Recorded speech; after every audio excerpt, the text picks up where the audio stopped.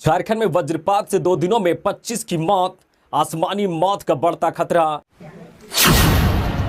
कैसे रहें सुरक्षित, क्या है मुआवजे का प्रावधान,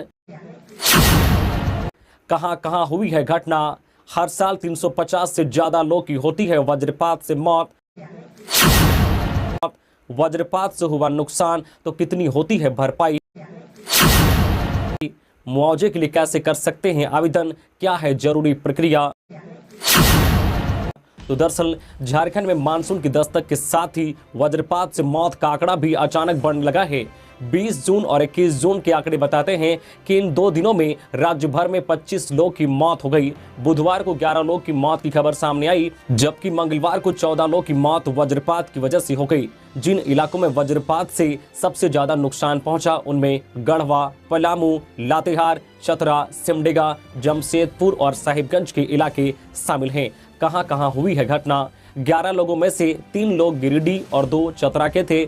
इसके साथ ही गढ़वा, पलामू, लातेहार, सिमडेगा, जमशेदपुर व साहिबगंज में एक एक की मौत का आंकड़ा सामने आया है। पलामू में चैनपुर में एक आवासीय विद्यालय में बुधवार को ठनका गिरा, इसमें छत पर कपड़ा सुखाने गई एक छात्रा की मौत हो गई। वहीं लातेहार में भी वज्रपात की चपेट में आने से एक महिला की मौत हो गई। वहीं चतरा के मयूरहंड में एक महिला और इटखोरी में एक व्यक्ति की मौत हो गई। इधर गढ़वा जिले के गांवा थाना क्षेत्र के पछियारिडी में बुधवार की शाम वज्रपात से 2 महिला की मौत हो गई। दोनों महिला खेत से घास काट रही थी, इसी दौरान वज्रपात हुआ और मौके पर ही दोनों महिला की मौत हो गई। वहीं गढ़वा के मेराल में भी ठनका की चपेट में आने से एक व्यक्ति की जान चली गई। वहीं सिमडेगा में भी एक व्यक्ति की मौत बिजली गिरने से हो गई। वहीं साहिबगंज के राजमहल की खुटहरी पंचायत के गोसाई गांव में किशोर झूमन यादव की जान भी बिजली गिरने से चली गई है। हर साल 350 से ज्यादा लोगों की होती है वज्रपात से मौत। मौसम विभाग मानसून के बाद वज्रपात को लेकर लगातार अलर्ट जारी करता रहता है। इसके बावजूद भी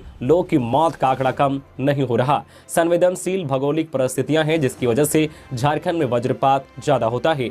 खुले और गीले मैदानों, पेड़ की ओट या खंभे के नीचे जाने से वज्रपात का खतरा बढ़ता है। बारिश के दौरान वाहन, विशेष रूप से दोपहिया वाहन चलाने से मना किया जाता है। इलेक्ट्रॉनिक उपकरणों का इस्तेमाल नहीं करने की सलाह दी जाती है। आंकड़े के मुताबिक पूरे राज्य में हर साल 350 लोग की मौत वज्रपात से हो जाती है, जबकि यहाँ हर साल करीब 4.5 लाख बार थंडरिंग और वज्रपात होता है। इसमें जनजातीय लोगों की संख्या सर्वाधिक 68% है। मुआवजे के लिए कैसे कर सकते हैं आवेदन, क्या है जरूरी प्रक्रिया।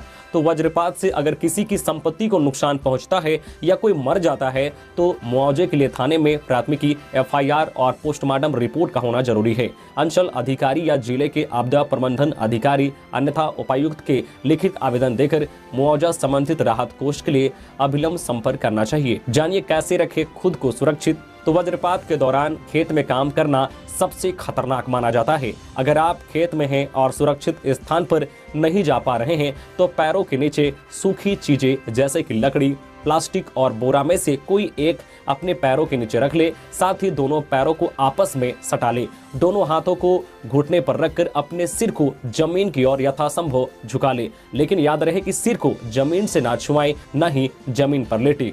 वज्रपात से हुआ नुकसान तो कितनी होती है भरपाई।